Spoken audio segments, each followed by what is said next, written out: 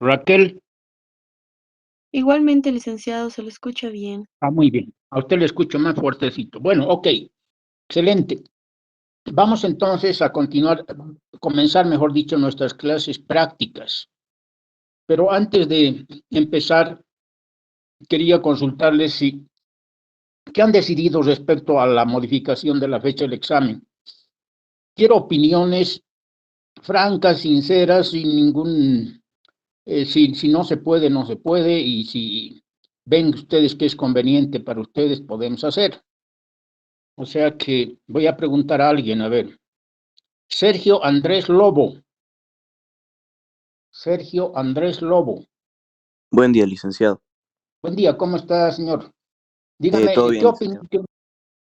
Muy bien, me alegra. Dígame, ¿qué opinión tienes respecto a la modificación de la fecha del examen? Yo estoy de acuerdo con modificar la fecha para el 31 de este mes, licenciado. Me parece mejor. Excelente. Muy bien, me parece buena opinión. A ver, vamos a preguntar a alguien más. Gracias, señor. Nelly Parisaca Ticona. Nelly Parisaca Ticona. Licenciada, buenos días. Buenos días, ¿cómo está, señorita? ¿Todo bien? Todo bien, licenciada. Muy bien. Dígame qué opinión En mi para opinión, está bien modificar para el 31 de mayo y sería más 31. conveniente, yo creo que para todos. Muy bien, o sea, para el martes 31 de mayo, correcto. Muy bien, gracias, Nelly. A ver, ¿a quién más? Limache Mamani. Limachi Mamani. Creo que es Jocelyn, no sé. Limachi Mamani. Ruth es usted, ¿no? ¿Cómo? Jocelyn soy. Machimamani, Jocelyn. Jocelyn. Pero no la veo acá en la lista. A ver, Limachi Mamani. Limachi Mamani Jocelyn, correcto, está bien. Dígame, señorita, ¿qué opinión tiene respecto a la modificación de la fecha del examen? Me parece bien que sea el 31. Excelente, muy bien. Gracias, señorita. Después, a ver, una pregunta más ya para definir que sí sea. Calderón Fernández Patricia. Sí, licenciado, buenos días. Buenos días, ¿cómo está, señorita? ¿Todo bien? Sí, licenciado. Dígame, ¿qué opinión tiene para modificar la fecha del examen? Sí, sí estaba de acuerdo con que se adelante la fecha. Correcto. Muy bien, gracias, señorita. Entonces, vamos a modificar la fecha de examen para el 31, o sea, la próxima semana. Tendríamos hoy clase práctica, la próxima semana, el lunes, también clase práctica, y el día martes 31 daríamos el examen. Creo que es conveniente porque nosotros hemos avanzado en un ritmo regular.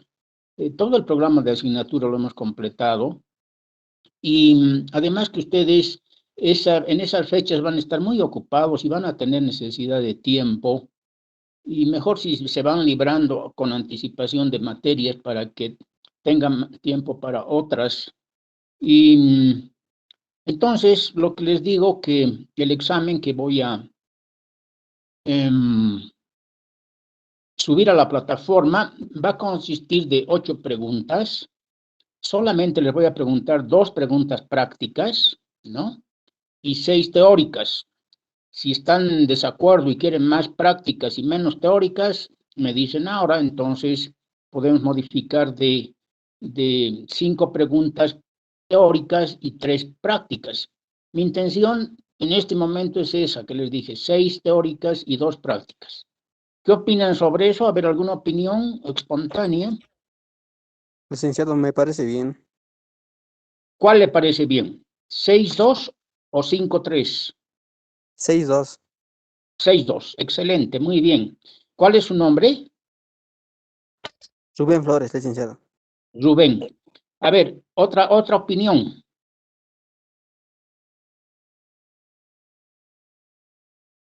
A ver, voy a preguntar a alguien yo.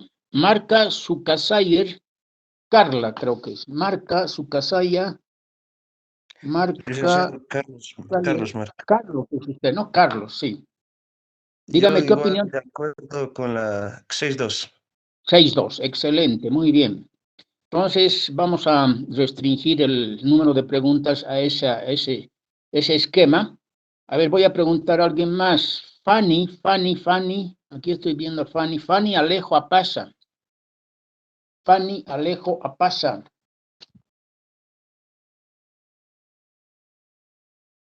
Creo que no está muy atenta la señorita. Fanny Alejo Apasa. Tampoco la veo bien en la lista. Apasa Torres Evelyn, Apasa Mónica, Molisaca Ada. Apasa Copa Nayeli.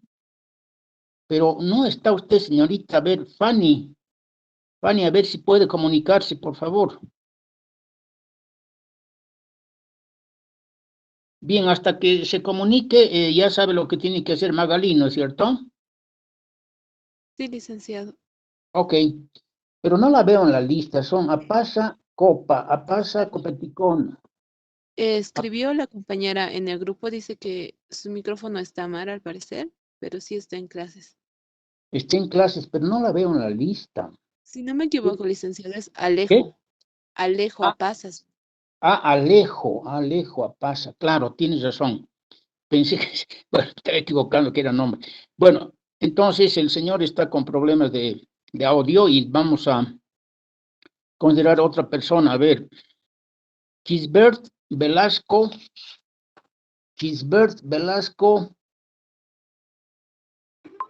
Milen. Hola, buen día, licenciado. Dígame qué opinión tiene sobre el cambio del esquema de preguntas, 6-2 o 5-3. Me parece muy bien, licenciado, 6-2. Excelente. Muy bien, vamos entonces a diseñar el examen. ¿Cómo? Licenciado, buenos días. Buenos días. ¿Cuál es el nombre suyo? Fanny Alejo, licenciado. Prendí Fanny ese momento Alejo. el micrófono. Fanny Alejo Apasa. Sí. No quería funcionar, por eso volví a entrar, licenciado. Ya, muy bien, no se preocupe, está correcto. Magalí, por favor, regularizamos esto, ¿ya? Sí, licenciado. Muy bien. Fanny, ¿qué opinión tiene sobre el 6-2 y el 5-3? Me parece bueno, licenciado, que está bien. Estoy de acuerdo, licenciado. Con el 6-2, ¿no? Sí. Correcto. Muy bien. Ok, entonces en ese esquema vamos a preparar el examen y ahora nos dedicaremos a ver repasar algunos temas prácticos.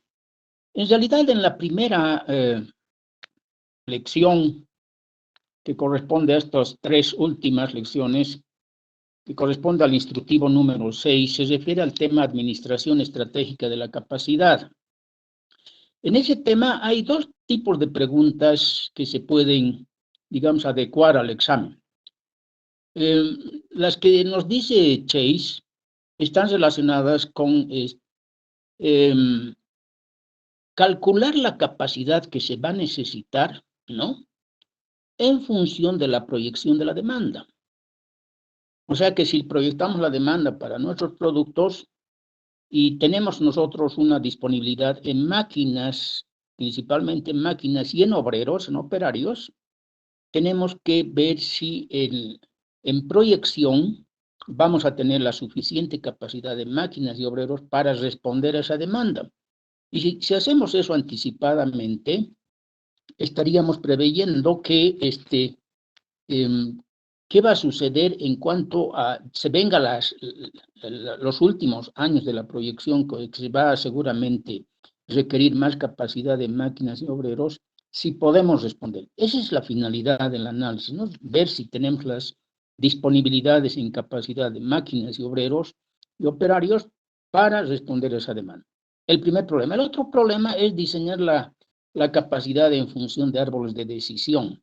Los árboles de decisión se pueden calcular sin considerar el valor temporario del dinero o considerando el valor temporario del dinero.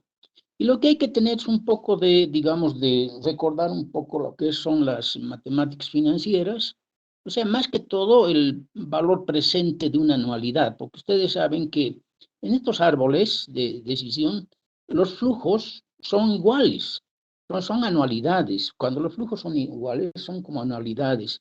Y si calculamos el valor presente de una anualidad, que es una formulita, un factor sencillo, y la anualidad sería ese flujo de fondos que se obtiene, que son iguales largo del tiempo, aplicamos esa fórmula y calculamos el valor presente y ya tenemos determinado el comportamiento del árbol en función de esa actualización. Y lo que tenemos que ver es si estamos en un nodo de decisión, que el nodo de decisión implica que si ya estamos con los valores en las ramas ya definidos, podemos podar el árbol rápidamente, ahí no hay ningún problema. Pero cuando estamos en un nodo de hecho fortuito o un nodo aleatorio, que son los círculos pequeños, ahí tenemos que calcular el valor, ¿cómo se llama?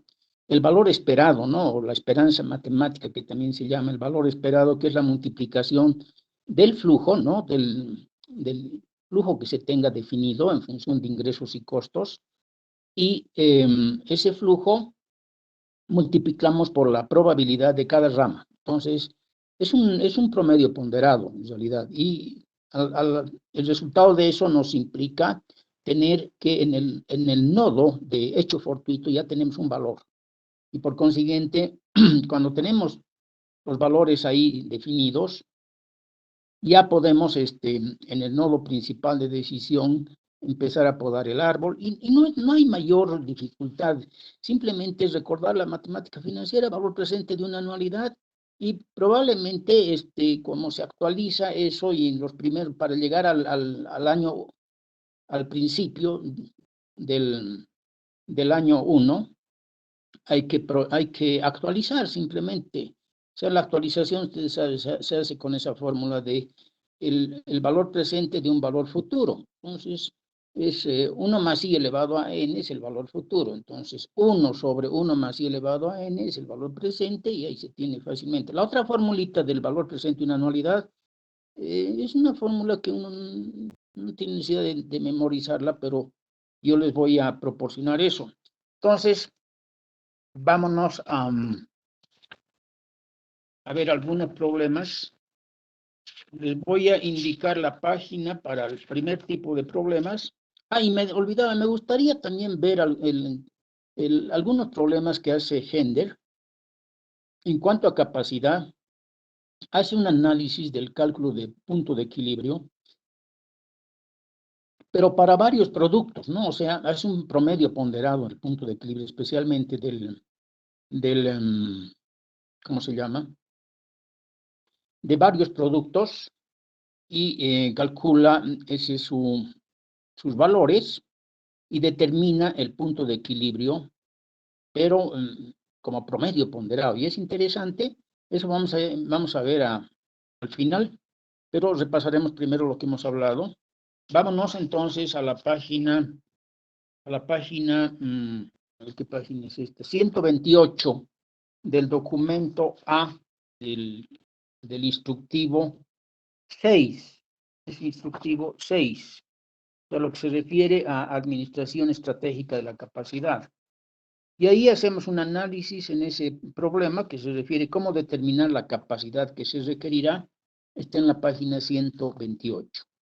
Entonces, espero que todos estén ahí. De todas maneras, Magalí, Jocelyn y Raquel, coopérenos con la proyección de esa página, ¿ya?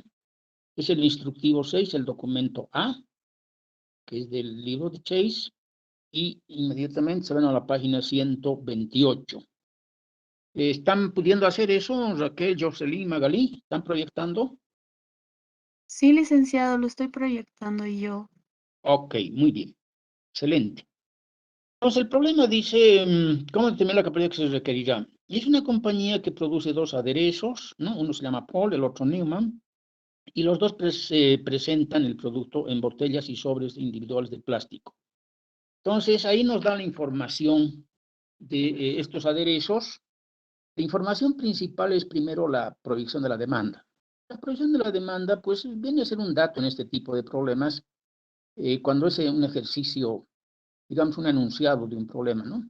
Pero cuando estamos en la práctica, sí tenemos que hacer una proyección que las empresas que están en el rubro, están funcionando, pueden hacer muy bien, porque tienen estadísticas que les facilitan mucho, estadísticas certeras, y ellos conocen ya el mercado muy bien.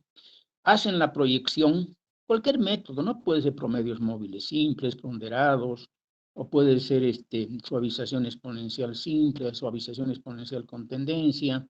Inclusive puede ser al mediano plazo utilizar una regresión simple o múltiple, también pueden utilizar.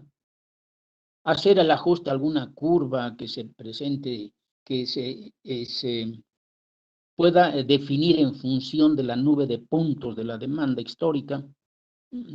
Puede adecuarse, por ejemplo, una curva de Gompers, puede aplicarse una exponencial, una potencial o una logaritmo, cualquier tipo de curva, y se hace el ajuste matemático porque las matemáticas de esas curvas son conocidas y podemos hacer el establecimiento de las ecuaciones de Gauss para poder definir el sistema de ecuaciones, y ya sea en curvas o en rectas, y eso se puede hacer. O sea, las empresas están capacitadas para hacer esa proyección, principalmente porque tienen información, ¿no? Tienen información certera de la demanda, conocen el mercado, las que están funcionando. Esto es más complicado cuando son proyectos nuevos y hay que hacer una proyección de la demanda sin que se tenga ninguna información propia, y hay que buscar también información secundaria, o sea, existente en el INE, en algunas otras instituciones de gobierno,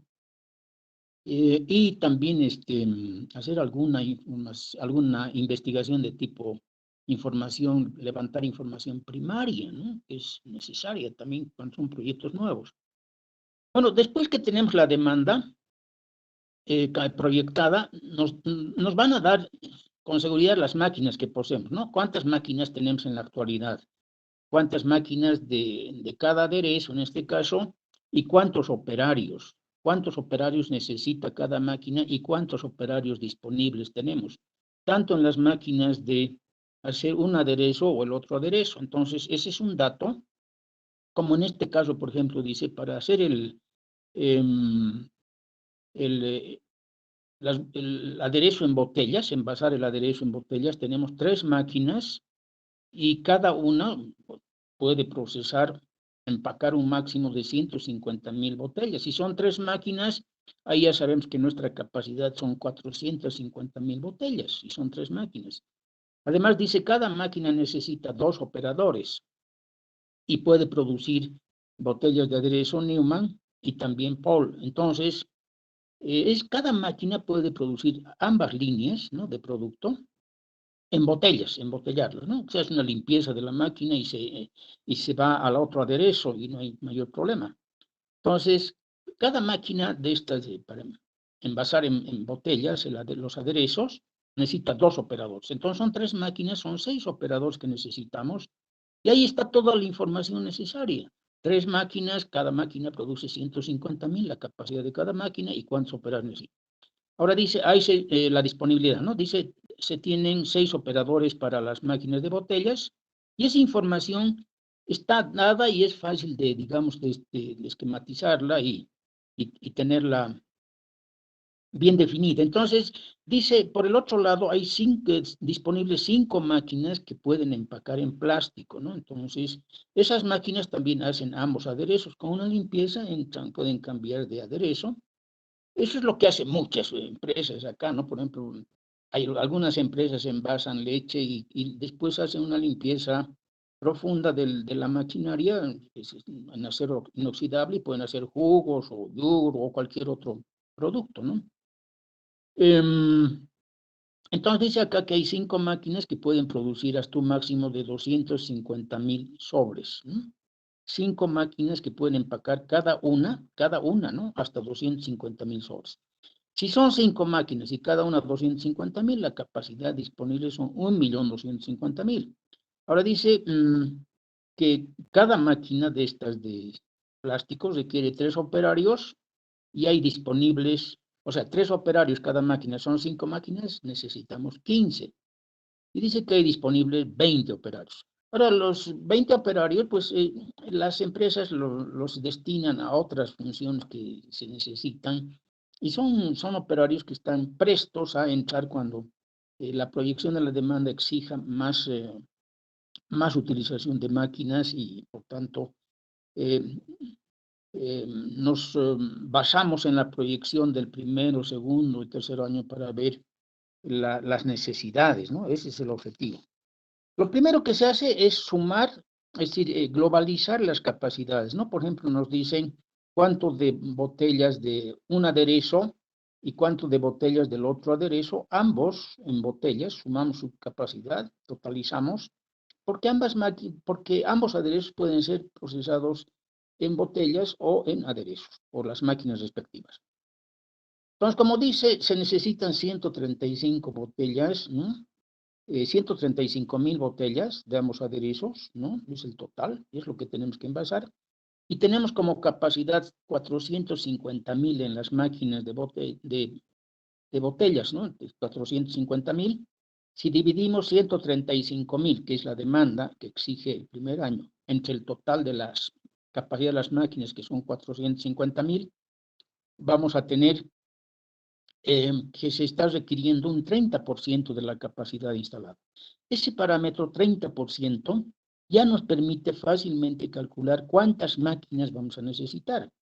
Si es 30% y son 3 máquinas, vamos a necesitar 0,30 por 3, o sea, 0,9 máquinas. O sea, ni menos, redondeando una máquina para surtir la demanda, proveer la demanda del primer año. Entonces, como ya tenemos ese parámetro del 30%, igualmente vemos que si necesitamos 0,9 máquinas y cada máquina tiene 2 operadores, entonces ahí fácilmente calculamos el número de operadores para esa capacidad, 1,8 operadores, ¿ya? Y ahí eso es, se dirá, pero 1,8, no, sí, se puede, esos son números del cálculo, pero en la práctica se redondea, ¿no?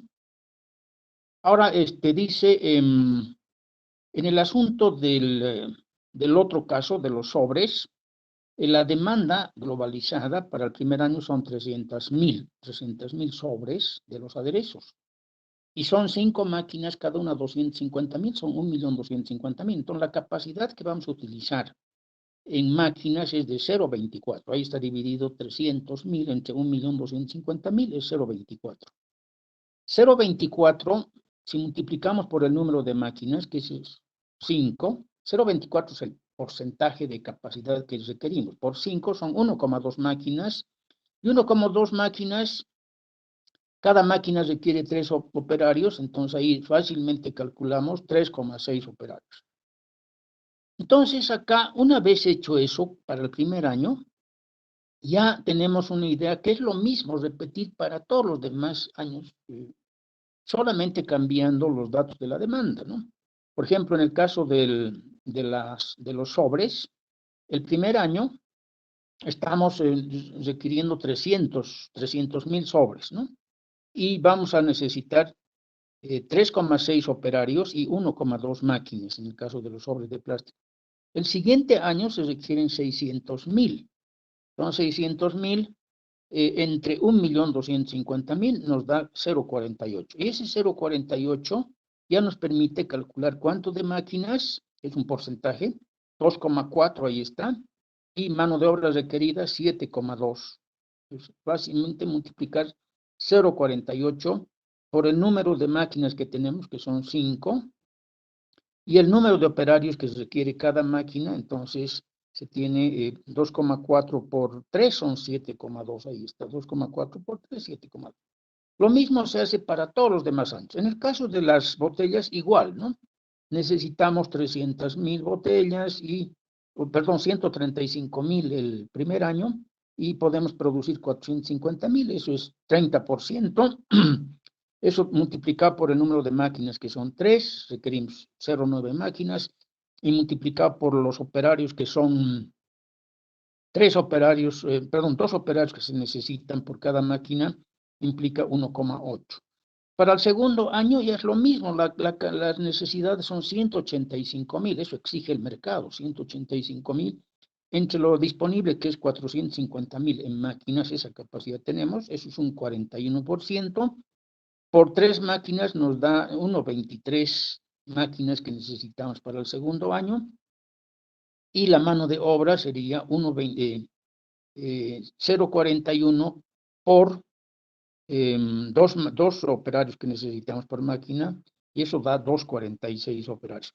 ¿Qué es lo que estamos haciendo? Estamos viendo cada año si tenemos la capacidad suficiente para hacer la provisión de la proyección de la demanda. No reviste mayor dificultad, los cálculos son sencillos y son importantes porque estamos viendo de que llegado, por ejemplo, estamos haciendo una proyección a 5 años y en este momento, ¿no?, que digamos es el año 0 en esa proyección, estamos viendo hasta cuándo podemos nosotros proveer al mercado con lo que tenemos, sin necesidad de ninguna ampliación. Modernizaciones sí se pueden hacer, complementaciones se pueden hacer, las empresas siempre están haciendo especialmente planes estratégicos a mediano plazo para aumentar capacidad, mejorar tecnología, crear más líneas de producción, etc. Esos son los planes estratégicos. En este caso, estamos haciendo el supuesto de que nuestro propósito es cumplir con el mercado hasta dentro de 5 años. Y ese es el objetivo de este problema. Ahora, si hubiera algún problema, jóvenes, pregunten ahora, ¿no? Bien, entonces, ahí tienen esa solución que ustedes también ya la han hecho. Iríamos a ver un poco los problemas resueltos. ¿Qué tipo de problemas resueltos hay? Está en la página 135. Y en la página 135 se resuelve un problema de, ¿cómo se llama?, de árboles de decisión para definir la alternativa que vamos a tomar en cuanto a ver qué acciones podemos tomar para estar presentes en un mercado, ¿no? Si vemos que la tendencia del mercado es a crecer, o si el lugar donde estamos la tendencia del mercado es digamos, más bien a decrecer y necesitamos trasladarnos a otro lado, o si necesitamos más espacio, o si estamos preveyendo, digamos, si queremos una capacidad pequeña, mediana o grande en una nueva instalación, en un nuevo proyecto. Definir ese tipo de alternativas es a lo que se dedica, a lo que se destina este análisis. Podríamos ver primero un poquito el análisis los árboles de decisión en la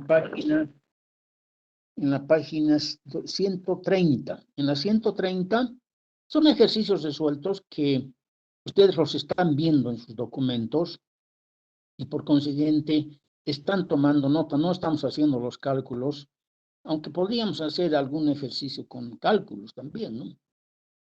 Acá estamos viendo, por ejemplo, dice el caso de los árboles de decisión en la página 130. Estamos ahí, ¿no? Magalí, Jocelyn, Raquel, estamos en esa página proyectando para nuestros compañeros. Y ahí da un ejemplo de esta empresa que da toda la información. Y cuando vamos al gráfico, a la ilustración 5.3, uno de los primeros pasos importantes es definir la estructura del árbol, ¿no? Por ejemplo, acá esta empresa es una tienda que vende computadoras y quiere ver si se va a reubicar, ¿no? Va a cambiar de lugar, mudarse, dice ahí, si va a ampliar, expandirse o al final no hacer nada. Entonces, eso está preveyendo, porque las empresas tienen que hacer eso, porque si no, su posicionamiento en el mercado y competitividad en el mercado puede declinar y siempre están pensando en eso. Es la alta dirección y la gente que ejecutiva está en ese campo de acción, ¿no es cierto?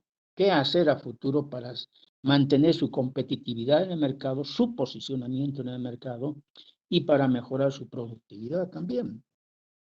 Entonces acá dice, estos señores están pensando o mudarse, reubicarse, expandirse o no hacer nada, ¿no? Entonces, cuando estamos eso en un nodo de decisión, ese nodo de decisión está conectado con nodos de hechos fortuitos, ¿no? Entonces, voy a hacer una reubicación, dicen estos señores, si hay crecimiento notable, la probabilidad sería 55%.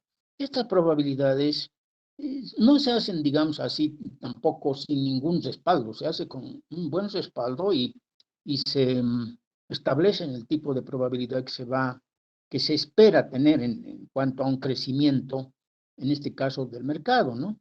Si hay crecimiento notable, la probabilidad de que sea crecimiento notable es 55, y si el crecimiento es flojo, 45%.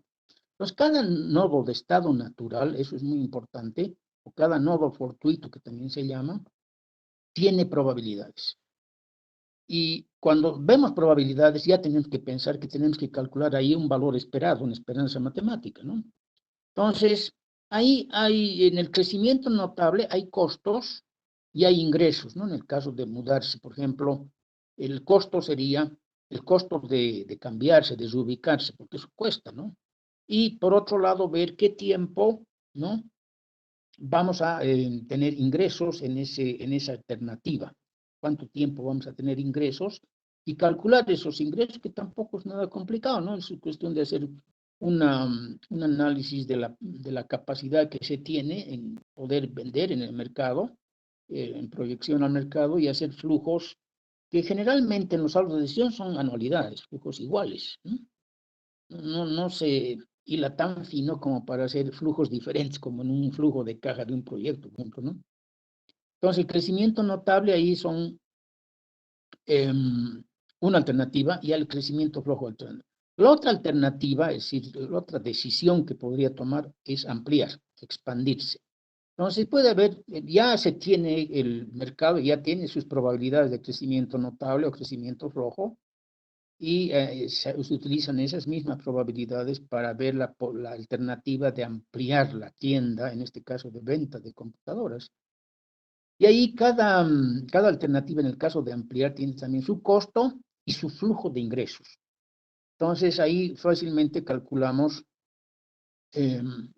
haciendo una diferencia, ¿no? Una resta entre ingresos y costos, tenemos el flujo de cada año, y esa es la anualidad que tendríamos que actualizar en caso de valor temporario, pero en este caso, por ejemplo, es sin considerar el valor en el tiempo del dinero. Y la otra alternativa es no hacer nada, ¿no? Y dice acá, bueno, muchas empresas pueden tomar esta alternativa, que es interesante, decir, bueno, el primer año voy a esperar, no voy a hacer nada, pero si el crecimiento es notable durante ese primer año, ahí toman una decisión. Entonces ya se forma un nodo decisional de decir, o amplío o no hago nada, como alternativas. No, aquí no está tomando la alternativa después de un año de decir, o me cambio, hago una reubicación. No, solamente dos alternativas. O amplío o no hago nada después de un año. Entonces, como esta proyección, siempre que tengan un árbol de decisión, ustedes tienen que saber cuál es su proyección, o sea, cuánto tiempo estamos haciendo el análisis. En este caso se está haciendo el análisis por 5 años, ¿no? Entonces, por ejemplo, en la última alternativa, el primer año no hace nada, entonces solamente tendrían 4 años de flujos de flujos de dinero, o sea, que se podrían actualizar. Bien, entonces, viendo los números en este caso, dice que mudarse vendría un ingreso de 195,000, ¿no? Eso está en los datos del problema, y una cosa muy importante antes de resolver un problema es entenderlo bien el problema. En este caso ya está claramente las alternativas que vamos a requerir, que ya está armado el árbol. Ahora es ponerle números simplemente y decir, bueno, si me cambio, ¿cuánto cuesta esa reubicación, ese traslado que voy a hacer? Y el costo de 210,000, ¿no? Entonces, 210,000 le cuesta, eso establece fácilmente, decir, bueno, ¿qué tengo que hacer para trasladarme? Bueno, tengo que hacer, primero alquilar un sitio, ver dónde me traslado, hacer el movimiento, el transporte de todo, y eso cuesta. Entonces, ahí se hace un cálculo, se estima, y acá estiman en 210,000 ese costo. Y de ingreso dicen, en esa alternativa de reubicarme, el ingreso podría ser 195,000 anuales. Como son 5 años, son 195 por 5, ¿no? menos 210.000, que es el costo, y ahí tienen que ese valor, haciendo la resta, y que por si acaso en la parte de abajo está ese cálculo, ¿no? Mudarse a otro lugar, crecimiento notable, dice, 195.000 por 5, menos 210.000, da 765.000, que es el valor. Entonces, ese análisis requiere un árbol de decisión en cuanto a los ingresos y a los costos. Ahora, en crecimiento flojo, igual si ellos hacen un cambio y tienen crecimiento flojo, ya están enfrentando un problema, ¿no? Ya no es lo que esperaban de repente pero ellos sabían que la probabilidad de esto era 45%. Entonces ahí el ingreso bajaría, ya no sería 195.000, sería 115.000. Y ahí hacen el cálculo, ¿no? 115.000 de ingresos por 5 años, menos el costo, que son 210.000, ahí está 365.000. Cuando ya han hecho ese análisis, ya tienen dos flujos de ingreso, que es el de esas dos alternativas, y ya se puede calcular el valor del nodo, o sea, la esperanza matemática.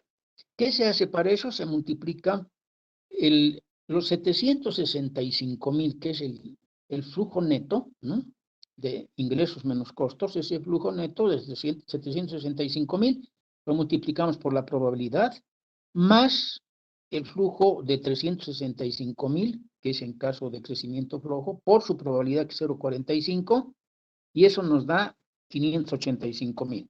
Eso es lo que hace en la parte de abajo, ¿no? ¿Dónde está? Aquí,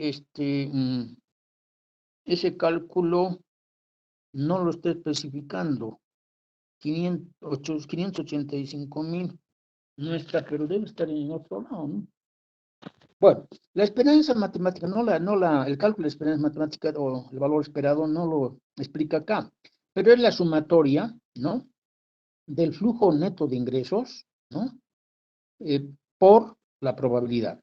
Sumatoria de flujo neto por probabilidad de las dos alternativas de crecimiento notable o crecimiento flojo, por dos posibilidades, ¿no? Eso nos da 585.000. Ese cálculo se hace para el siguiente caso, expandirse. En expansión, ellos estiman que la probabilidad sería la misma, ¿no?, en crecimiento notable y en flojo, pero el ingreso ya sería diferente.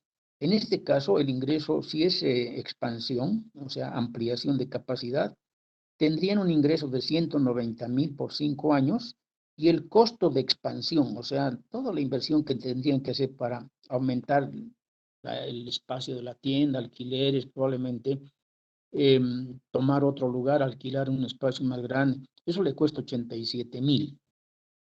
Entonces, 87.000 es mucho más económico que hacerse el cambio de la reubicación, que era 210.000, ahora es 87.000 nomás. Entonces, 190.000 por 5 menos 87.000, ya tienen el flujo neto, que es 863.000. En crecimiento flojo, estiman un ingreso solamente de 100.000. Por 5 años, eso es 500.000. Menos 87.000, ahí se tiene el flujo de 413.000. Lo mismo, se calcula el valor esperado y se tiene el valor calculado en el nodo. O sea, en este caso, los cálculos están ahí abajo, por si acaso, 863.000 por 0,55, o sea, más eso que la probabilidad, 413.000 por 0,45, que es la probabilidad en crecimiento flojo, y ahí tenemos el valor esperado de 660.500. En el último caso, el primer año no hacen nada y ahí tienen un nodo de decisión. Cuando tengan un nodo de decisión y tengan ya los valores de flujo calculados, el flujo neto o valores esperados anteriores, ya pueden hacer la poda del árbol, que se llama.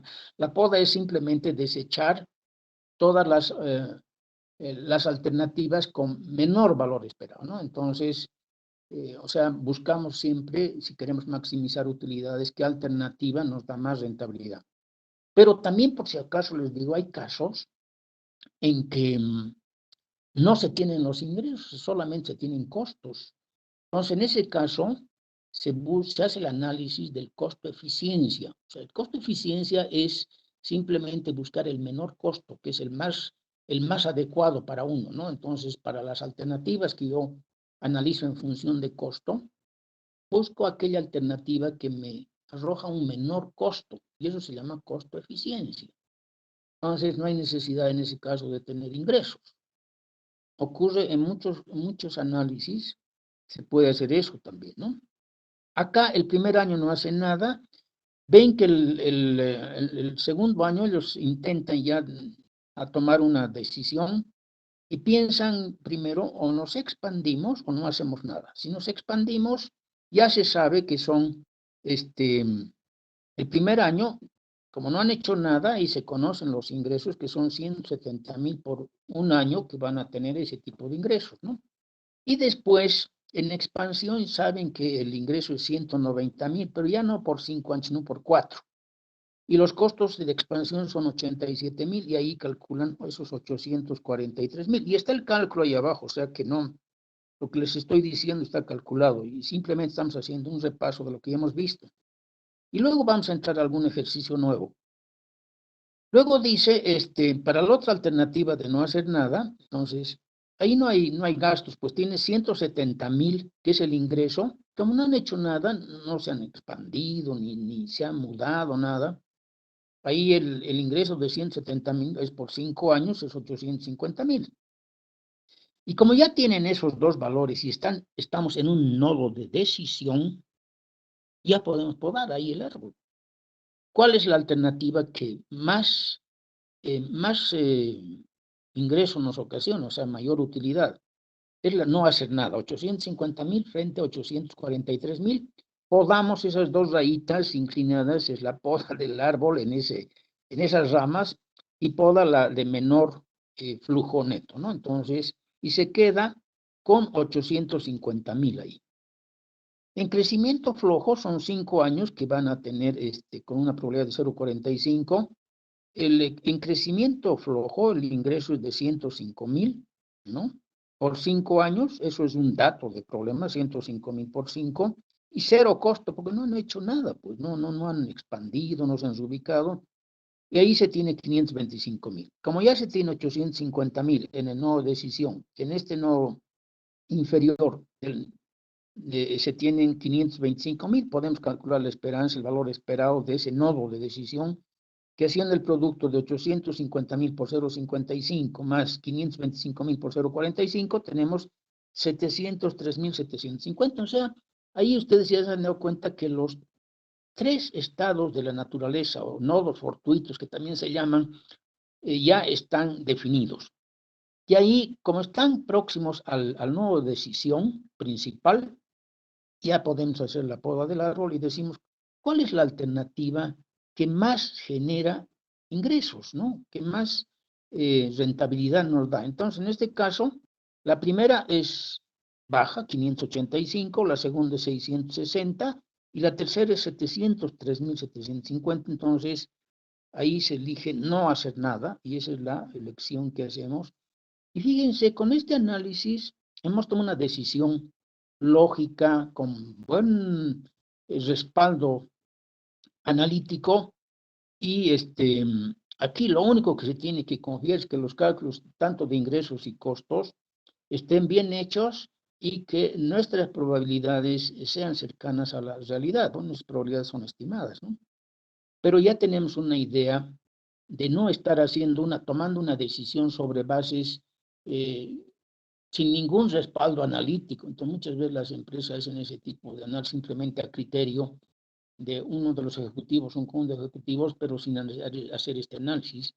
Y ahí siempre hay mucho riesgo, ¿no? Hay mayor riesgo que cuando se hace este tipo de análisis. Este tipo de análisis es mucho más importante si se hace en función del valor temporario del dinero. Y ese valor temporal del dinero está hecho acá, que se requiere, como les decía, fórmulas de matemática financiera, principalmente el valor presente de una anualidad. Esa fórmula es el factor de valor presente de una anualidad, ustedes la conocen, 1 más i elevado a n menos 1 sobre i por 1 más i elevado a n. Ese es el factor de valor presente de una anualidad. Y eso es lo que necesitamos para hacer este ejercicio, y también necesitamos el factor de valor presente de un valor futuro, que es 1 sobre 1 más i elevado a n. Esas dos formulitas y el análisis que hagamos de lo que vamos a actualizar y cuándo vamos a aplicar cada una de esas fórmulas, eso es lo que necesitamos conocer, y es lo mismo que el análisis anterior, ¿ya? Ahora, una de estas preguntas en un examen es demasiado largo pues, para un examen, o sea que desde luego que no voy a hacer este tipo de preguntas, pero eso no implica que ustedes no conozcan la metodología de resolución de este tipo de error. Ahora, también les digo que hay software para hacer esto, hay softwares muy eficientes, pero siempre es necesario que antes de utilizar software, cualquier tipo de software, sepamos lo que está haciendo el software y sepamos hacer por lo menos en niveles pequeños de pocas cantidades de análisis, hagamos una operación de tipo manual, ¿no? Y después entremos al software para saber qué hace la máquina, ¿no? Bien, el otro análisis, podemos irnos ahora a los problemas resueltos. En los problemas resueltos tenemos un ejercicio donde, a ver, vámonos a la página 135. Señoritas Magali, Jocelyn, Raquel, por favor proyecten la página 135 en pantalla. Ahí hay un problema sobre lo que hemos estado viendo, árboles de decisión para definir, en este caso, un negocio que dice que prepara y comercializa cursos de maestría en administración que ofrece por internet. Entonces, la compañía tiene su domicilio en Chicago, en una ciudad, y cuenta con 150 empleados, y debido a un crecimiento notable, ha crecido su mercado, la compañía necesita más espacio de oficinas, ¿ya? Entonces, 150 empleados es una empresa grande. No grande en el sentido de ser relativamente, ¿no? Relativamente. Una empresa grande pues tiene mucho más empleados. Una empresa mediana tiene la opción de arrendar espacio adicional en su actual ubicación, donde están situados en Chicago, dice, posibilidad de alquilar espacio adicional para 2 años, pero después tendrá que mudarse a otro edificio. O sea, el alquiler es de 2 años simplemente, y después cambiarse, reubicarse en otro edificio. Otra opción que está considerando la compañía es mudar enseguida la operación entera a un pequeño pueblo del oeste medio. Bueno, seguramente pues han estudiado que en ese pueblo hay demanda, hay posibilidades de incorporarse al mercado ahí.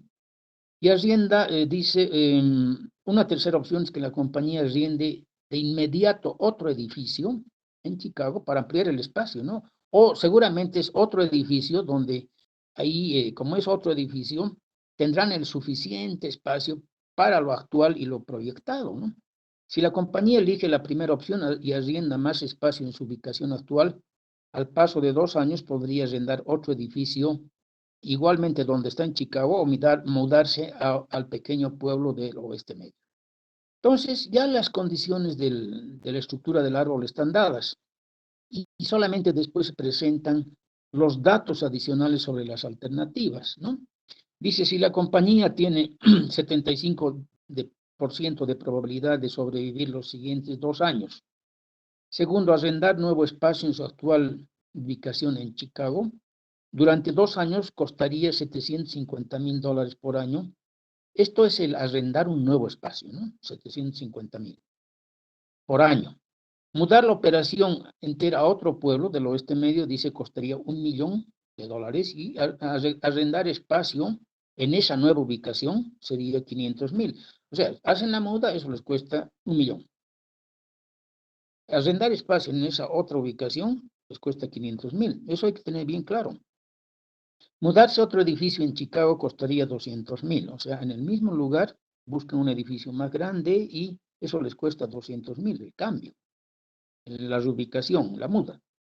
Traslado y arrendar más espacio en el edificio costaría 650,000. O sea, donde se van, tener el espacio suficiente les cuesta 650.000. La compañía puede cancelar el contrato de arrendamiento en cualquier momento, importante. Eso es que si no les está yendo bien, pueden cancelar y irse a otro espacio, pues, o tomar otra decisión. La compañía construiría su propio edificio dentro de 5 años si sobrevive. Importante. Y por último, si sobrevive, eso implica de que solamente en ese caso, ¿no? Si les va bien y progresa. Suponga que todos los demás costos e ingresos no cambien independientemente del lugar donde se ubique la compañía. Claro, si se hace un cambio, los ingresos en ese lugar se mantienen igual, no hay un cambio, o sea, en el ejercicio se dice eso, pero en la realidad puede ser que si cambian, se van a otro pueblo, en ese pueblo las condiciones sean diferentes y los ingresos puedan variar. Entonces hace el árbol, y el árbol está en la página siguiente. Está resuelto el problema y se tienen las 3 alternativas. Permanecer en Chicago, dice, arrendar espacio por 2 años. Fíjense que en los árboles, por si acaso, es algo muy importante esto, que no están hechos a escala. Y no porque, por ejemplo, acá dicen la primera alternativa son 2 años y hay una flecha ahí que tiene una longitud. Eso no quiere decir que las demás flechas estén en los mismos 2 años. Esto no se hace a escala. Eso hay que tener cuidado, porque muchas veces uno se equivoca y dice, no, pero si en la primera alternativa esa flecha indica 2 años, en la segunda son los mismos 2 años y ahí se comete un error de pensar de que son 2 años también para la segunda alternativa, y no es. Eso puede ser o no puede ser cierto. Entonces, en segundo lugar, ahí dice, si se sobrevive, está la probabilidad, si se fracasa, 75-25, y ahí estarían, después de 2 años, podrían arrendar un nuevo espacio donde están actualmente o cambiarse a otro lugar. Puede ocurrir que sobreviva o fracase. En el segundo caso, permanecer en Chicago, arrendar un nuevo espacio, ¿no? Puede ser ya 2 alternativas, o sobrevivir o fracasar. Y en el tercer caso, mudarse a otro pueblo también es sobrevivir o fracasar, pero en el único caso acá que se espera 2 años para tomar una decisión de mudarse o arrendar nuevo espacio es la primera alternativa. Y los cálculos acá, como ustedes saben, hay que establecer, en este caso no nos dan datos de ingresos, nos están dando solamente datos, por ejemplo, dice, de lo que cuesta arrendarse, lo que cuesta trasladarse y lo que cuesta ir a otro pueblo, lo que cuesta alquilar más espacio, pero no nos dicen cuánto vamos a ganar. O sea, este es un análisis de costo-eficiencia. Acá tenemos que encontrar la alternativa que menor costo se tenga. Entonces, acá analizaremos la primera alternativa, que va desde arrendar espacio por 2 años, sobrevivir y arrendar nuevo espacio en Chicago. Ahí dice que si permanecemos 2 años sin hacer nada, ¿no? Entonces son 2 años arrendando, son a 750.000. Ahí está 750.000 por 2, más después hace un traslado, se va hasta arrendar nuevo espacio. Arrendar nuevo espacio implica un traslado. Y ese traslado cuesta 200.000, están los datos, 200.000. Y arrendar ese nuevo espacio, ese nuevo lugar en un edificio cuesta 650.000. Y la proyección acá son 5 años. Eso es muy importante que está como dato también. ¿Cuál es el horizonte en que estamos haciendo el análisis del problema? En este caso son 5 años. 2 que permanecen en un solo lugar, ¿no? Y 3 que se van a otro lugar. Entonces, cuando estamos en esa alternativa de arrendar nuevo espacio en el mismo lugar donde están, eso, el total es 750.000 por 2 más 200.000, que es el costo de la muda, de traslado, y 650.000 por 3 años, que es lo que tienen que pagar donde arrenden el Chile en el nuevo lugar. Son 3.650.000. En el segundo caso, ¿no? Es permanecer en un lugar 2 años, pero les va mal, fracasan, ¿no? Y ahí lo que tienen que ver es que en esa alternativa, se está en el caso de fracaso, ¿no? Y por consiguiente, esos han pasado los 2 años y ya no tienen ninguna expectativa de ser nada más. Y en esos 2 años han gastado 750.000 por 2 años, entonces son 1.500.000, que es en caso de que fracasen 1.500.000. Pero hay una alternativa más, cambiarse a otro pueblo. Entonces, en ese caso, está el cálculo ahí abajo, dice mudarse al oeste medio, otro pueblo. 2 años está en Chicago, que cuestan 750.000 por 2. Hacer el traslado a otro pueblo es caro, son $1.000.000. Y contratar otro espacio en ese lugar son 500.000 por 3 años. Eso es lo que tienen que pagar de alquiler durante 3 años. Y eso resulta 4 millones. El mismo análisis se hace para las otras alternativas que son fáciles, ¿no?, de calcular, y se tiene ya calculando la esperanza, el valor esperado de cada alternativa. En el primer caso ya se puede hacer poda, porque es nodo decisional ese. Ese nodo decisional nos implica que lo mejor es mudarse a ese pueblo, con 4 millones. Entonces, 4 millones por 0,75, porque ya hemos descartado, no, perdón, acá es costo-eficiencia, no, estos no son ingresos. El costo-eficiencia, escogeríamos el menor costo, y el menor costo en este caso es arrendar nuevo espacio en Chicago, son 3.650.000. Es menor costo que mudarse a otro pueblo. Los 3.650.000 por 0,75 más, en caso de fracaso, son 1.500.000 por 0,25. Ese cálculo nos va a dar 3.112.500, que está ahí, ¿no? Está el mismo texto ahí, calcula. 0,75 por 3.650 más 0,25 por 1.500.000 da ese valor. En los otros casos hace el mismo análisis, que es mucho más fácil, el valor esperado, y los 3 nodos fortuitos ya tienen su valor esperado.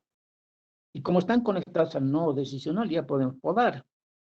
Y vemos que el menor costo en estos 3 casos es 2.962.500, que implica permanecer en Chicago y arrendar nuevo espacio. Entonces ahí fácilmente, por el análisis de costo-eficiencia, estamos viendo que es mejor que nos quedemos donde estamos y no hagamos ningún traslado, ¿no? Arrendar nuevo espacio, sino permanecer en Chicago, sí, arrendar nuevo espacio y nada más, pero no pensar en mudarnos a otro pueblo, etc.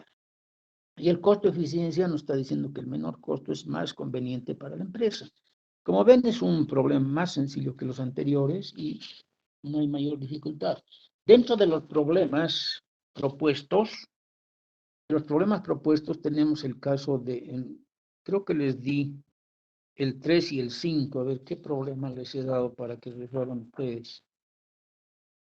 ¿Dónde están sus problemas propuestos? Resolver, dice, el 2, el 3, el 5, el 9 y el 10. El 2, el 3, el 5, el 9 y el 10. Bueno, acá por lo que estoy viendo, estos problemas están restringidos a esos 2 tipos de análisis. Uno, el tipo de ver cuando se proyecta la demanda, ver si tenemos la capacidad disponible para esa proyección. Y el otro son de árboles de decisión. El problema 1 que veo acá, el 2, el 3 y el 3 son problemas relacionados a un solo tipo de enunciado, que es el del problema 1. El del problema 1 no es más que un análisis igualito que lo que hemos hecho para los aderezos Paul y Newman, ¿no? Entonces, el problema 1 es ese análisis. El segundo problema dice, supongo que el departamento de marketing de Always Irrigation, claro, porque el primer problema, fíjense, ¿qué dice? Dice que producen irrigadores, o sea, esos que se llaman irrigadores para jardines, ¿no? Que botan el agua por presión. Y pueden producir de plástico o de bronce. Entonces tienen la demanda, ahí está la demanda. Globalizan el mercado para los de plástico y para los de bronce. Y dice, además de que tienen 2 líneas de producción para fabricar las boquillas de estos irrigadores. Cada máquina, dice, de bronce requiere 2 operadores y puede producir un máximo de 12.000. ¿Y cuántas máquinas son? Los rociadores de implementos. Las 2 líneas de producción, cada máquina de bronce requiere 2 operadores y puede producir un máximo de 12.000 rociadores. Pero ¿cuántas máquinas de bronce son? Acá dice, la compañía tiene 3 máquinas de bronce. 3 máquinas de bronce, cada una 12.000, son 36.000 la capacidad de ensociadores de bronce. Y dice, de plástico solamente tienen una sola. Dice, la moldeadora de inyección de plástico requiere 4 operadores y puede producir un máximo de 200.000. Y solo se tiene una moldeadora de inyección. Entonces ya tenemos todo, ¿no?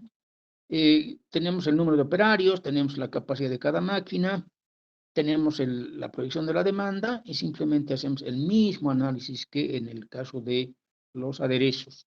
Es un problema similar. Una vez que ya hemos resuelto ese problema, sí podemos recién hacer el segundo. Y en el segundo dice, suponga que el Departamento de Marketing de Always Rain Irrigation iniciará una campaña intensiva de los rociadores de bronce. Bueno, hay una campaña promocional y aumenta la demanda de los de bronce, porque los de bronce se requieren más porque, como aquí dice, aquí he leído, dice, también duran más que los de plástico. Los rociadores de bronce son más caros, pero también duran más que los de plástico. Entonces, la demanda aumenta. Y si analizamos, dice, el plástico, la demanda no ha cambiado en esta nueva situación, ¿no? Pero el bronce, después de la campaña, ha subido en los rociadores de bronce de 360, o sea, 360 grados de expansión. Son 11 anteriormente y ahora ha subido a 15. Los de bronce en 360, que es el que más ha cambiado. No ha cambiado también el de 180 a 5 y a 6. O sea, ha habido un cambio en los de bronce y la demanda ha crecido por esa campaña que se ha hecho de publicidad. Ahora dice, ¿cuáles son las implicaciones que la campaña de marketing tiene para la capacidad? Claro, lo que estamos viendo acá, por ejemplo, analizando el último año, los 4 años, pues son 1, 2, 3, 4 años, 23 más 9, 31, 32. 32 más 20 son 52. 52.000 rociadores sería la demanda del 4º año. Y la capacidad es solamente 36.000. Tenemos 3 máquinas a 12.000, son 36.000. Frente a 52.000, bueno, lo que tienen que hacer es ahí, o pensar en la compra de una máquina más, son 12.000, ¿cuál es el remanente de los 52.000 menos 36.000 son 52.000 menos 32.000 son 16.000 rociadores más tienen que producir. Entonces, una máquina solamente les produciría 12.000. Tendrían entonces que comprar 2 máquinas. O la otra alternativa sería decir, bueno, trabajaremos horas extras para producir esas 16.000 adicionales. Es otra implicación. Ahí nos están pidiendo las implicaciones que la campaña de marketing tiene para la capacidad. Entonces decimos, o trabajaremos horas extras, 4 horas extras por máquina. Son 3 máquinas, se tendría medio turno más de trabajo adicional. O compramos 2 máquinas, o por último hacemos un segundo turno. Y ahí con lo que tenemos, o si queremos añadir capacidad, compramos 2 máquinas más, y ya nos libramos de pagar horas extras que son más caras. Ahí hay que hacer un análisis costo-beneficio. ¿Qué me conviene? O tomar horas extras o trabajar un segundo turno, que implica, un segundo turno los sueldos son mayores, son más caros, lógicamente porque son nocturnos, o ver la posibilidad simplemente de comprar 2 máquinas y tener la capacidad. Pero ahí lo que tengo que ver es el análisis costo-beneficio. ¿Qué alternativa a seguir me conviene más en función de los ingresos que voy a percibir, ¿no? Y en cuánto tiempo puedo pagar esas 2 máquinas que compre, que para mí sería la alternativa más interesante. ¿Por qué? Porque al comprar 2 nuevas máquinas, estamos mejorando tecnología, pero no vamos a comprar la misma tecnología de las 3 que existen. Vamos a ir al mercado a buscar una mejor tecnología, ¿no? Y probablemente, tal vez, con esa máquina o 2 máquinas que compremos, tengamos una capacidad mucho más alta y menos necesidad de mano de obra, tal vez por ser una nueva tecnología y un mejor producto mucho más competitivo. Entonces, no nos vamos a decir, bueno, vamos a comprar 2 máquinas igualitas que las que tenemos, eso no tiene sentido. ¿Qué más dice acá? El 3 dice, Anticipándose a la campaña publicitaria, Orwell Rain compró una máquina adicional de bronce. Compró una máquina adicional de bronce. ¿Bastará para garantizar que la empresa tenga capacidad de asumir? Sí. Aunque una máquina da 12,000 y se requieren 16,000 más, ya eso es mucho más fácil repartir 1,000 entre 4 máquinas, 4,000 unidades que no tendríamos capacidad, repartir entre 3 máquinas y tener unas horas extras, sí se puede. O sea, las 4 preguntas que están dando acá son fáciles de responder si resolvemos la primera, ¿no? La primera están conectadas. Luego, aquí hace el análisis del árbol de decisión, que como les digo, es suficiente con lo que hemos repasado sobre árbol de decisión y que tengan en cuenta que tampoco en un parcial voy a preguntar sobre eso. Árbol de decisión es un tema largo de resolver en un parcial y no tienen el tiempo suficiente. Tal vez se podría preguntar algo relativo a la proyección de la demanda y calcular la disponibilidad de la capacidad. Pero inclusive eso me parece que en el examen lo que tendríamos que buscar son preguntas fáciles de realizar, pero que tengan su contenido de análisis, ¿no? Por ejemplo, me gustaría ver el caso del problema del cálculo del punto de equilibrio en el libro de Hender Render. A ver, por favor, vayan al libro de Hender Render en el suplemento 7, en el suplemento 7. Magali, Jocelyn, Raquel, vayan a ese texto y vean ese problema.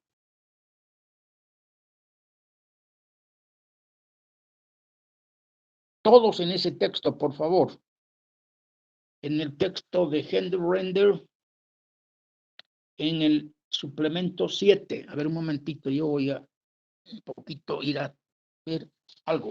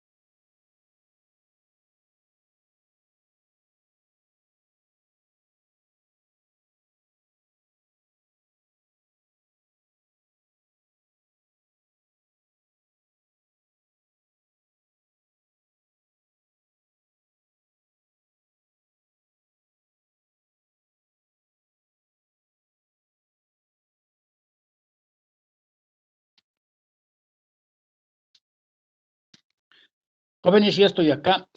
Magali, ¿están proyectando ese problema sobre...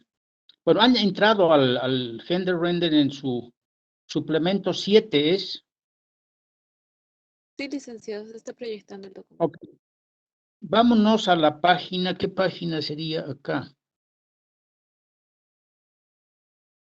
Al cálculo del punto de equilibrio, que es el ejemplo S3, el ejemplo S3.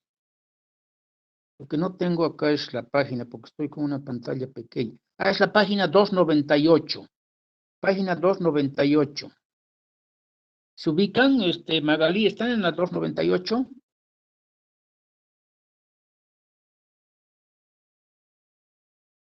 Licenciado, está buscando.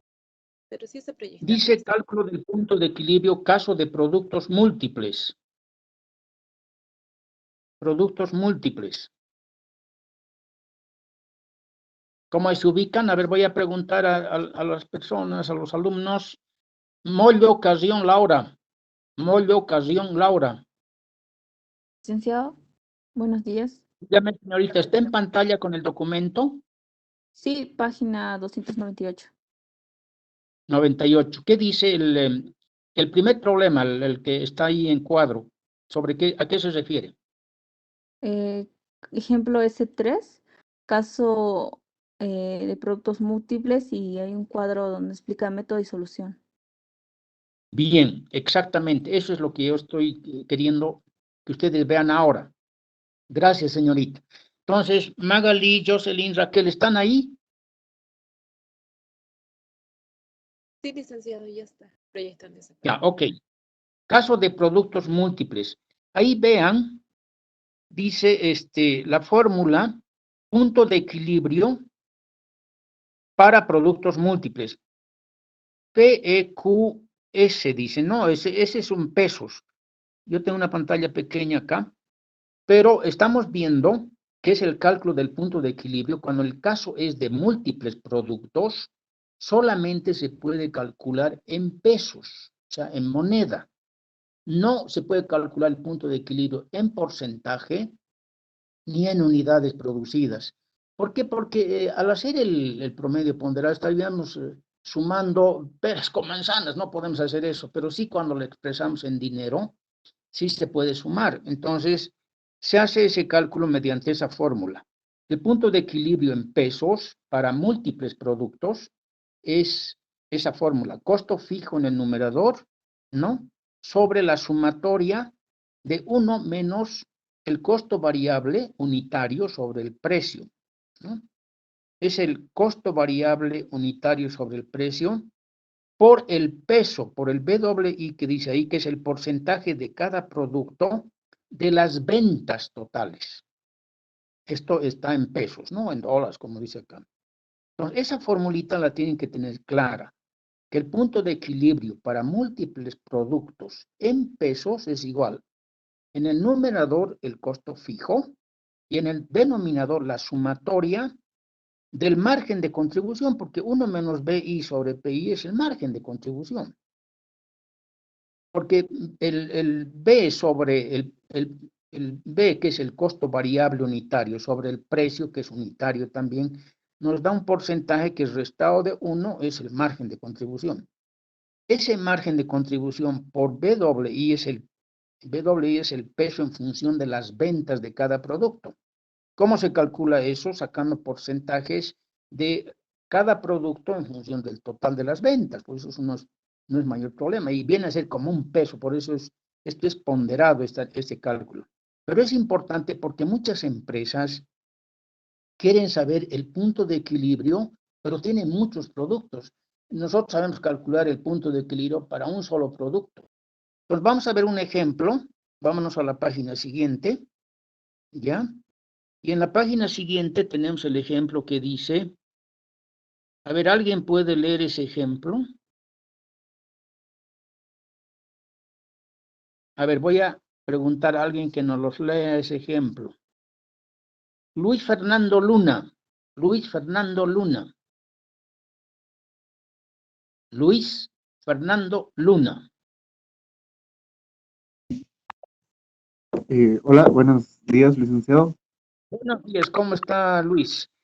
¿Usted está en pantalla con el problema que estamos viendo? Sí, licenciado. A ver, por favor, rapidito una lectura del problema. Es el problema, el ejemplo S4.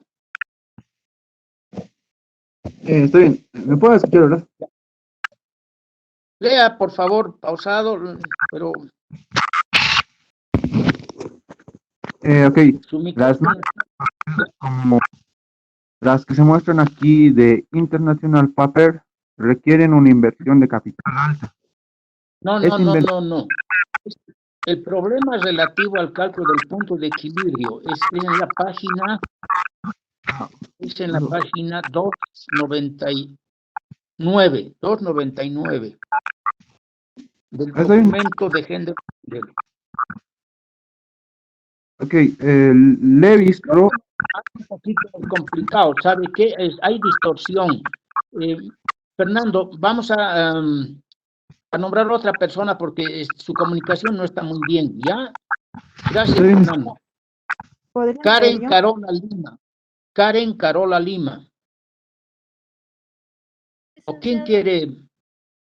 Buenos días, señorita. Dígame, ¿usted está con el problema que queremos resolver en pantalla? sí, sí, licenciado. Ok. Por favor, lea el enunciado del problema. Levi-Strauss elabora más de un producto y le gustaría conocer su punto de equilibrio en dólares. Bien. Método. Ahí La lea, informa- por favor, lo que... Siga, siga. Método. La información de Levi-Strauss es como se muestra en la tabla siguiente. Los costos fijos son de 3.500 pesos al mes. Lea la tabla. Ya. Artículo, Esos son los productos que tiene. Sí. artículo emparedado con un precio de 2.95 pesos, costo 1.25 y ventas anuales pronosticadas en anualidad de 7.000. Refresco Ok. con un precio de 0.80. Karen, por favor, ya tenemos la idea de lo que la tabla dice, ¿no? Para cada artículo, que son 4 a 5 artículos que vende este restaurante, o un restaurante de comida rápida debe ser, dice emparedado, refresco, papa al horno, té y barra de ensaladas. Usted ha leído emparedado y ha dicho el precio, el costo. Este es el precio, ¿no? Precio unitario, desde luego. El costo es el costo variable unitario también, que eso se tiene que calcular y es fácil de calcular. En una estructura de coste calcula el costo variable unitario, es dividir entre el número de unidades producidas simplemente. Y las ventas anuales, que es muy importante porque ahí está el peso. Entonces, Karen, le agradezco. Vamos a seguir viendo el ejercicio. Por favor, conéctese nomás en su pantalla. Gracias, muy amable. Entonces, ya tenemos esa información. Y lo que queremos calcular es el punto de equilibrio de este restaurante. ¿Cuánto tiene que vender para estar en punto de equilibrio todos sus productos, ¿no? Sin distinción de de que estamos analizando solamente emparedados o refresco, o té, no todo en conjunto, cuál es el nivel de ventas de equilibrio. Y para eso simplemente se hace la segunda tablita que está más abajo. Los artículos están ahí, emparedados, refresco, papa, té, etcétera, ¿no? El precio unitario se copia es dato, el costo variable unitario es dato, y como la fórmula nos dice que tenemos que tener el cociente ventas, o sea, costo variable unitario sobre precio, se hace ese cociente que tiene la información. Luego se hace la resta, 1 menos B sobre P, y se tiene el margen de contribución, o sea, los numeradores ya listos. El pronóstico de ventas está hecho ahí. ¿Cómo calculamos el porcentaje de ventas de cada producto? Dividimos cada producto en ventas, porque como tenemos las cantidades vendidas y tenemos el precio, podemos calcular el volumen de ventas. Para el caso del emparedado es multiplicar 7.000 por 2.95, y ese es el nivel de ventas de emparedados. Y es lo que más se vende en este restaurante, se está viendo eso, ¿no? La sumatoria de todos esos ventas y calcular el porcentaje de ventas de cada producto es fácil. Dividir, por ejemplo, 20.550 entre 46.300 nos da el porcentaje de 0,446. O sea, ese tanto por uno, ¿no? El porcentaje sería 44.6%. Por ejemplo, de barras de ensalada serían 8.550 entre 46.300 es 0.185. Y ahí tenemos que el total del porcentaje de las ventas tiene que sumar 1. Eso, desde luego, pues estamos haciendo un cálculo en función de un total. Una vez que tenemos eso, ¿qué tenemos que hacer? Dividir simplemente el costo fijo, ¿no? Entre la sumatoria, hacer el producto que nos dice el mismo problema, la misma fórmula, la sumatoria del margen de contribución por el peso. Y ahí eso está en la columna 8. Entonces, se calcula el total de eso, que es 67,200, ¿no? ¿Cómo? Dividiendo el costo fijo que nos dice mensual 3,500 por 12 meses, eso resulta 42,000, ¿no? Y la sumatoria nos ha salido 0,625. Es la sumatoria del margen de contribución, todo en pesos, por si acaso, ¿no? Esa es la fórmula para calcular el punto de equilibrio en pesos. 1 menos costo variable unitario sobre precio por el peso de cada producto en ventas. Importante es ese peso y el total de eso es 0,625. ¿Cuál es el punto de equilibrio? 67,200. O sea, del total para estar en punto de equilibrio, esta empresa tiene que tener unas ventas de 67,200, ¿no? 67,200 en pesos, ¿no? Y ahora viene otra pregunta interesante en un problema siguiente que dice, vean la siguiente página, la información de este ejemplo implica ventas totales diarias, ¿no? Considerando que trabaja 52 semanas al año y 6 días por semana. Eso implica 312 días que trabaja el restaurante al año.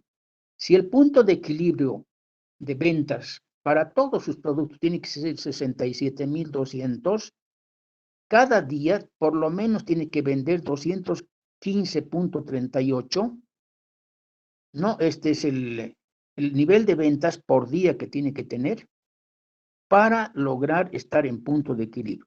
Si el restaurante no vendiera este precio de 215,38, estaríamos en pérdidas. Y por encima de estas ventas diarias, que son ponderadas, sí ya estaríamos con utilidades.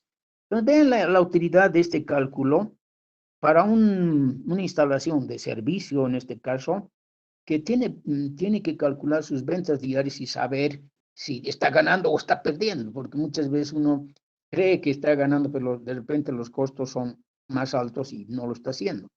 Por otro lado, cuando hemos calculado el punto de equilibrio de 67,200 y hemos hecho el análisis de ventas en función de las ventas anuales, ¿no? Son ventas anuales de 46,300 y hemos calculado que tiene que vender 67,200 pesos. Estamos viendo que está vendiendo por debajo del punto de equilibrio. Por su punto de equilibrio ponderado es 67,200 y estaría vendiendo en función del pronóstico de ventas solamente 46,300. Entonces ahí tenemos una información muy importante para ver cómo está marchando nuestra utilidad, cómo está marchando el ritmo de ingresos, de ventas del negocio, y si estamos por encima de nuestro punto de equilibrio. Entonces, como ven, es un análisis interesante que es fácil de hacer en un examen, no lo veo complicado. Podríamos entrar en una posible pregunta de ese campo, pero esto es lo que estamos viendo hoy. El día lunes de la próxima semana vamos a ver específicamente otros tipos de preguntas relativos a lo que es el instructivo 7 y el instructivo 8. El 7 es relativo a la localización, ¿no? Al análisis de localización o de ubicación de las instalaciones, y el 8 es relativo a la distribución de las instalaciones. Que tampoco vamos a seleccionar problemas que sean muy largos, ¿no? Vamos a hacer concretos, cosas muy, muy específicas que en la próxima clase se les va a orientar para que más o menos estén preparados para el examen. Bueno, jóvenes, hemos hecho un repaso rápido, pero ustedes tienen la obligación de analizar y hacer ejercicios para estar preparados. ¿Hay alguna pregunta, jóvenes? ¿Alguna pregunta? Les aconsejo que puedan leer en los próximos, todo lo que es el balanceo de la línea de ensamble. Prepárense bien para eso. Y en todo lo que se refiere al cálculo del centroide, para el análisis de localización de las instalaciones, de ubicación de las instalaciones, el análisis del método del centroide, que es interesante, y también el método del método de transporte de programación lineal. Eso se puede dar en un examen para una interacción, se haga una interacción y no hay mayor problema. Pero yo estoy en veremos todavía qué pregunta de las dos que hemos definido que van a entrar al parcial haríamos. Y les digo que no vamos a hacer unas preguntas complicadas y todo va a estar en relación con lo que les estoy diciendo en este repaso. Bien, jóvenes, ¿hay alguna pregunta?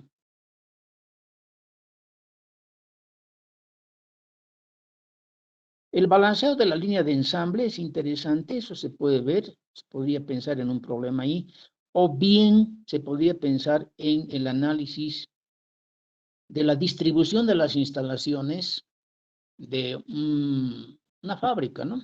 Por ejemplo, el caso de esa fábrica de juguetes que hace una instalación, una distribución de sus instalaciones en base a ese cálculo de una red, los precios, pero ya vamos a ver eso en la próxima clase. Pero prepárense para la próxima semana, estudien especialmente, van a ser 6 preguntas teóricas, eso implica que tienen que estar bien preparados en la parte conceptual, ¿no? Y en la parte práctica, lo que les estoy diciendo ahora, ¿no? Con seguridad que va a estar bajo ese esquema que estamos viendo ahora, las 2 preguntas que vamos a hacer. Bueno, me despido de todos, jóvenes, hasta la próxima clase. Hasta luego. Hasta luego, licenciado. Hasta luego, Hasta luego. licenciado. Magalí, Jocelyn, a todos los alumnos de la clase. Magalí, entonces usted vaya preparándose en cuanto a planillas, ¿no? Licenciado. Ok, hasta luego entonces.